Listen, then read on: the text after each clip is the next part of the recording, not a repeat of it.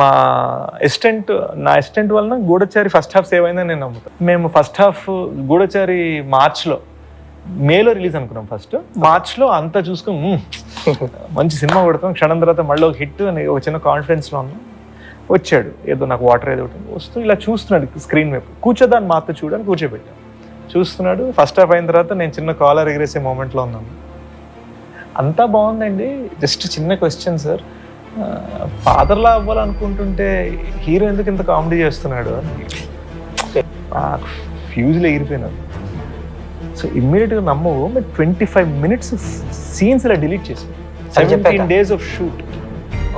ఇమ్మీడియట్గా మే నుంచి release ఆగస్ట్కి shift చేసి ఇప్పుడు ఇక్కడ నుంచి ఇంత బ్లాక్ తీసేస్తే దీన్ని ఎలాగో కలపాలి కదా. ఇప్పుడు దానికి మళ్ళీ ఇంకో రీరైట్ చేసి దానికి మళ్ళీ ఇంకో 5 days షూటింగ్ పెట్టుకోవాలి.